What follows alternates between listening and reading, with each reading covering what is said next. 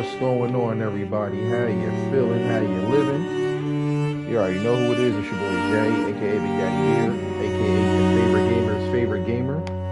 Welcome back to the channel.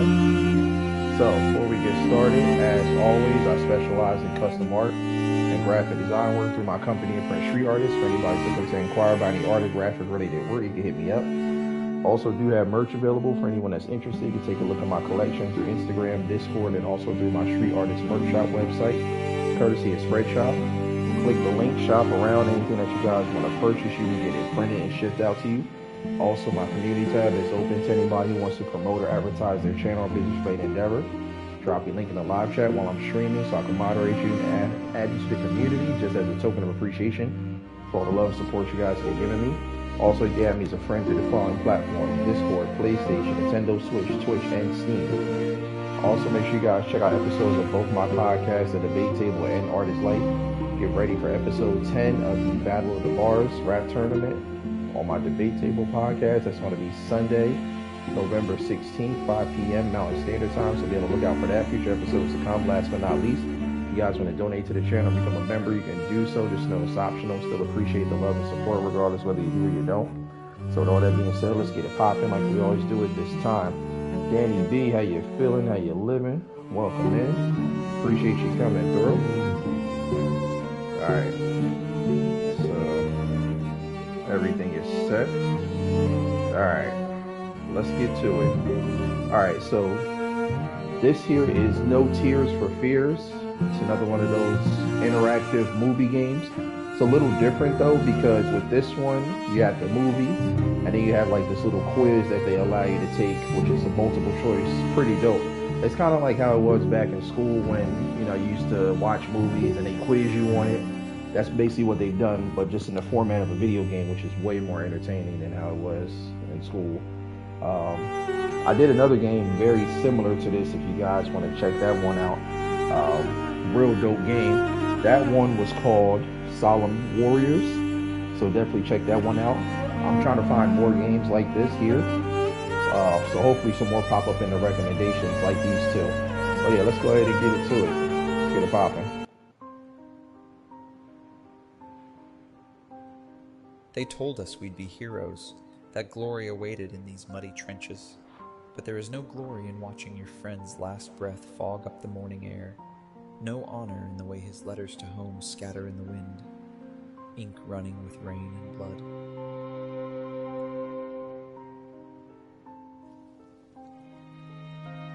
We are all sons of different mothers, speaking different tongues, dying in the same mud. Our medals shine like fool's gold, heavy with the weight of lives we've taken. At night, when the guns fall silent, I hear the enemy singing. They sound just like us, young, afraid, far from home.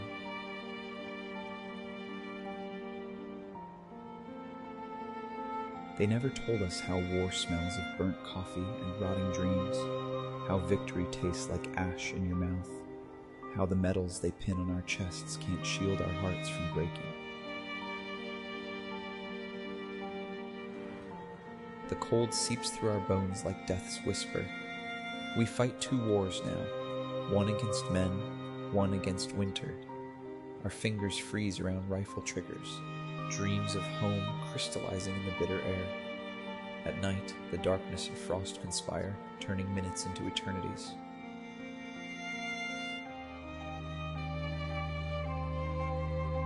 Fear tastes different in winter. It freezes in your throat like metal. We huddle together, enemies and allies alike, all seeking warmth that never comes. The snow doesn't care which side you're on. It buries us all the same, turning battlefields into graveyards of white. Ooh. They say hell burns, but we Two things I'm glad I never have to deal with. Each breath is winter a small victory, and war. a cloud of life that fades too quickly. We count the hours by heartbeats, each one slower than the last. Some nights the cold claims more of us than bullets ever could. In fields of white, they dream in red. Of mother's garden, roses spread. Their rifles rest like broken toys. So they ain't gonna wipe their face? I mean, damn. Just leave the blood there? Through frozen lids, they see the spring. Hear children's bells ring. Their blood melts snow in crimson streams, while far from home they drift in dreams of Sunday pies on windowsills, of lovers' walks on summer hills. Each fallen soldier, cold and still, Why is she whispering like the little girl on the end of the phone from The Ring? Their medals freeze against their chest, as childhood prayers grant final rest. In death they're boys again, who run through meadows bright with morning sun. They never tell you what fear really is until you're here. Not in books, not in training, not in the speeches of old men who send young ones to die. Fear isn't just in your heart. It lives in your bones, crawls under your skin, becomes the air you breathe. I've seen the best of men break, and the weakest find strength they never knew. War strips away everything until you're nothing but raw instinct and racing thoughts. We're all animals in the end, fighting for one more sunrise, one more breath of frozen air. To those back home, you'll pin medals on coffins, name streets after battles, build monuments to victory, but you'll forget our faces, our dreams, the way we died in this God-forsaken snow. You'll forget how young we were, how we cried for our mothers in the dark.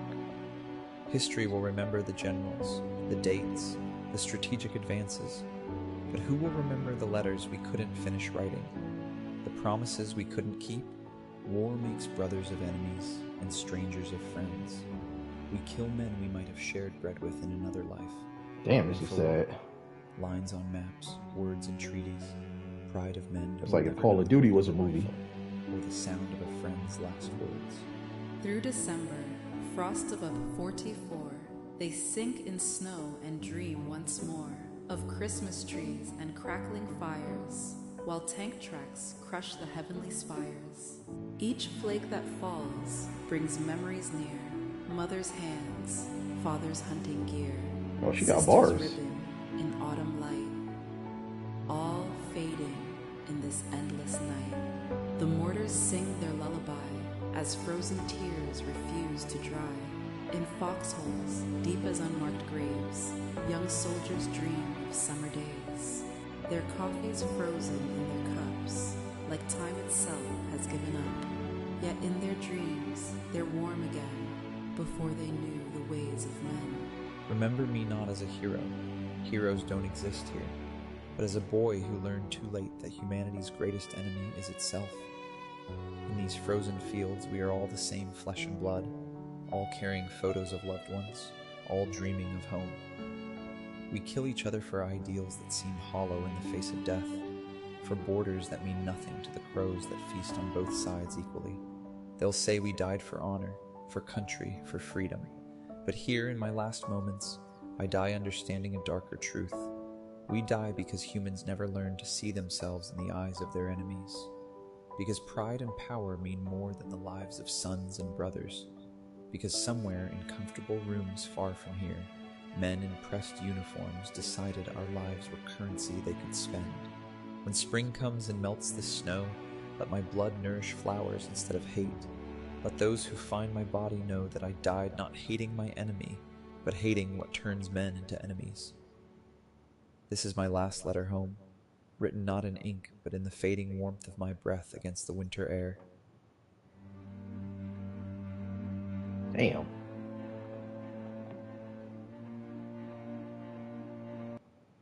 God, that was sad. Oh, man. All the more reason why you shouldn't join the war. Military, Navy, any of it. Unless you want to, go for it, but if it ain't for you, don't do it. Alright, I'll say this quiz.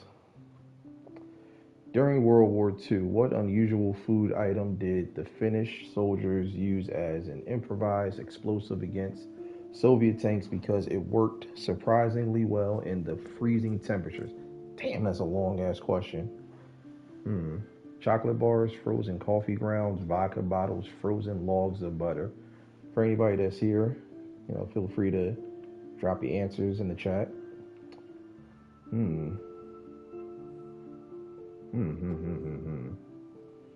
It's a tough one. What unusual food item?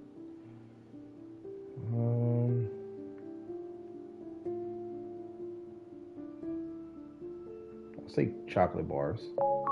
Hey, let's get it. The famous Battle of the Bulge. That just sounds weird. Germany's last major offensive attack on the Western Front began in which month of 1944? June, August, December, or October? I feel like being back in school all over again. I want to say December. Hey. During World War II, the British had a secret weapon for their spines that looked exactly like what everyday item? I mean, there's a dead rat there. Well, I don't know if it's dead, but it's gotta be that. The Battle of Stalingrad was a turning point in World War II. How did Soviet forces use the city's unique layout to their advantage against the Germans? They hid in the sewers to surprise attack. They fought building to building, floor by floor. They used the Volga River to bring in supplies, or all of the above. Most questions like these usually end up being like all of above, so let's go with that one. Oh, let's go. During the bombing of Britain in World War II, which famous London landmark was deliberately protected by German bomber pilots, creating a navigation point that helped them to find other targets? Big Ben, St. Paul's Cathedral, Tower Bridge, Buckingham Palace. I think the pictures are kind of like a hint. And that looks like a cathedral. So let's go with cathedral. PV Vlogs, how you feeling? How you living? Make a love shout out. Appreciate you coming through. Hey, let's go. During the Christmas of 1944, what remarkable event happened between American and German soldiers during the Battle of the Bulge?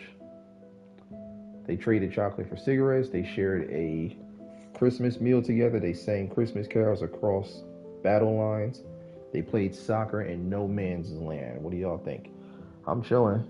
Just doing this new interactive movie game where it's a short film and it's like a quiz, like a 2-in-1. And the quiz relates to everything that pretty much went on in the short film. It's pretty dope. It's the second one that I played and streamed. There's another one called Solemn Warriors if you want to check that one out.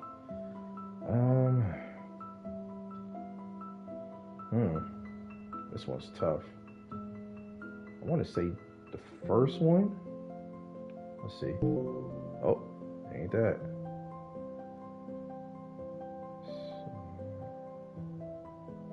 Christmas carols? Hey, there we go. What bizarre psychological warfare tactic did British intelligence use to try to weaken German U-boat morale? They spread rumors about sea monsters. They painted fishing boats like battleships. They floated giant rubber ducks as decoy. They sprinkled stinky cheese in the ocean. I don't believe those first two, because the only big rubber duck I know is the one that Penguin had in Batman Returns. I want to say the fishing boats. Oh no. Okay, sea monsters. What unusual but effective tactic did U.S. Navy meteorologists suggest to help shoot down Japanese planes more accurately? They tracked bird migration patterns. They studied cloud formations. They used coconuts as radar reflectors. They predicted the jet streamer's location. Very tough, very tough. I want to say, anybody want to take a guess? For anybody that's here? Also, too, make sure you guys click that link that's pinned at the top of the chat. Set your notifications for episode 10 of the Battle of the Bars on my debate table podcast. Sunday, November 16, 5 p.m. Mountain Standard Time. Let's go with cloud formations. Nope. All right. Bird migration? Oh. Jet stream's location? There we go. What determined Soviet sniper Liu Mila? I ain't gonna try to pronounce that name. LP. LP's unusual choice of prey during her legendary career as one of World War II's deadliest snipers. She only shot officers wearing caps. She only targeted snipers. She always aimed for radio operators. She only shot soldiers over 6 feet tall. Damn. Some good choices here. I don't know. I want to say all of the above because I feel like she did everything on here. Alright, let's see. Radio operators, maybe? Nope. Targeted the snipers? Okay. Which of these countries was known as the sleeping giant that entered World War II after being attacked at Pearl Harbor? It's crazy how many wars there were. Now, when you really think about it, it's like, my God, there was so many damn wars back then. Where is the love? That's all I'm saying. Soviet Union, US, China, or Australia?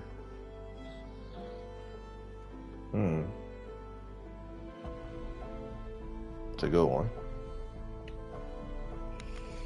US? Hey.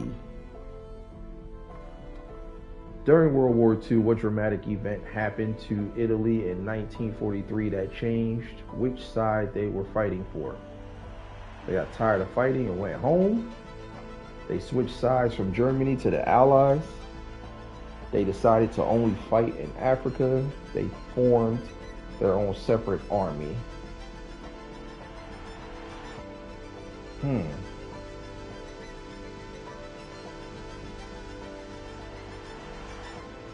I want to say the second one.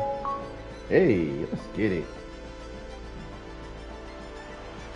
During World War II, what bizarre weapon did Americans consider using against Japanese forces? Bats carrying tiny bombs? Damn, that's crazy. Trained sharks with cameras? What the hell? This ain't Deep Blue Sea. Giant electromagnets to stop tanks. Flamethrower squirrels. What the hell? So you mean Rocky from the Rocky and Bullwinkle show was out here flame broiling people? That'd be crazy. Damn, a squirrel with a flamethrower? That's nuts. A bomb carrying a bat. I could see that. All the other ones, I don't think I could see those. Well, I mean, a shark with a camera. Because Deep Blue Sea, they were like highly advanced. What do y'all think? I say the bats and the bombs.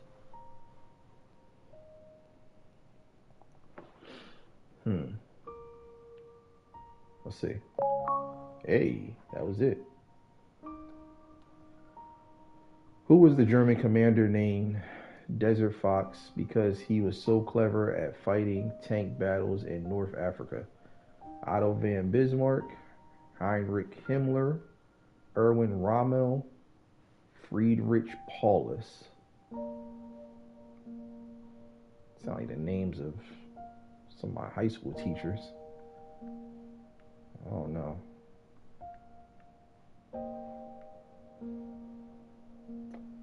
See, Heinrich? Nope. Otto? Nope. Erwin? Okay.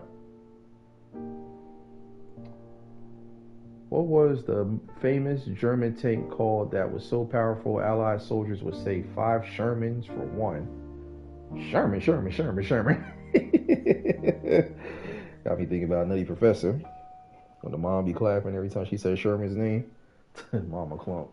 Too funny. The panther, the wolf, the eagle, or the tiger?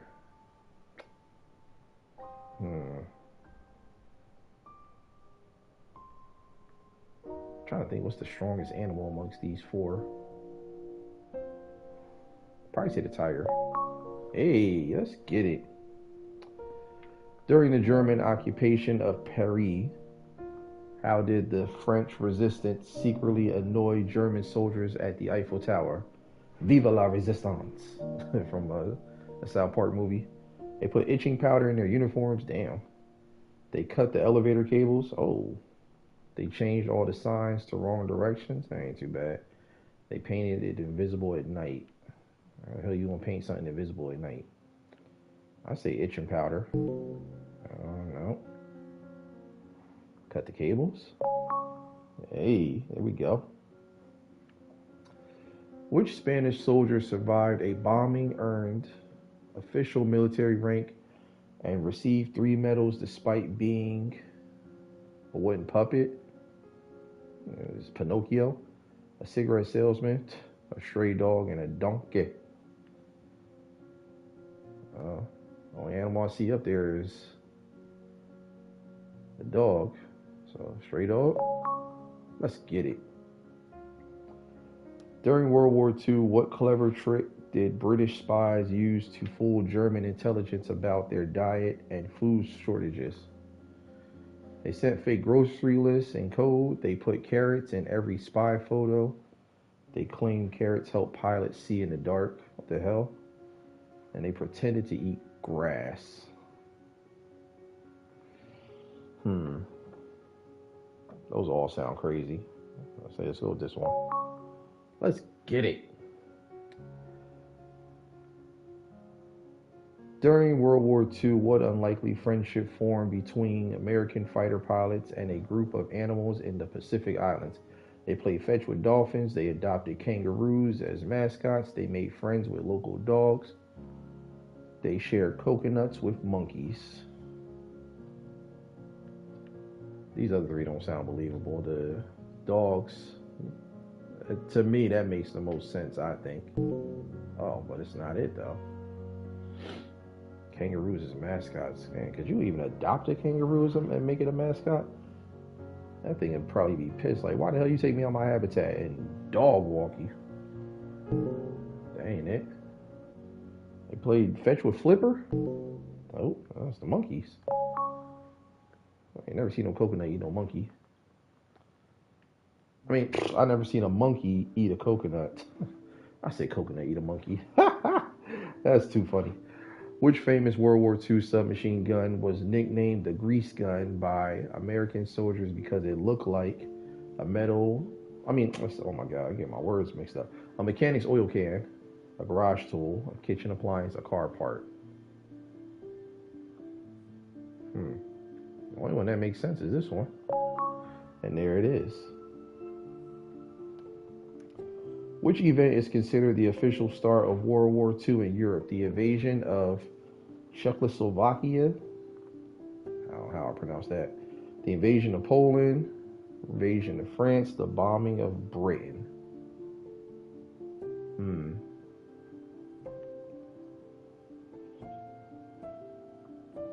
I want to say France. Nope. Poland? Okay. All right, that was it. There you have it, ladies and gents. That's the whole game. You know, as I mentioned, it's a little bit on the short side, but that's really all there is to it. It's just a short movie and then a quiz, which is really dope. But yeah, definitely check out this one. You know, check out Solemn Warriors and other interactive movie games that are very similar to these. I hope they have come out with more of these. These are really dope. I like these. But again, appreciate all the continuous love and support. Big shout out to each and every one of y'all as I get ready to wrap this up. Again, make sure you guys click that link that's pinned at the top of the chat. Set your notifications for episode 10 of the Battle of the Bars rap tournament on my Debate Table podcast, Sunday, November 16th, 5 p.m. Mountain Standard Time. Share it out, spread the word, tell a friend to tell a friend to tell a friend. It's going down. Again, big shout out to each and every one of y'all. Appreciate the continuous love and support. Make sure you like, comment, subscribe. Most importantly, hit that notification bell. Anytime I go live, come through, kick your feet up, relax. My home is your home. You already know what it is. And remember, the 4 beautiful things that make this world go round: peace, love, positivity, and prosperity always. So till next time, ladies and gents, it's your boy signing off. Much love, peace, and I'm gone.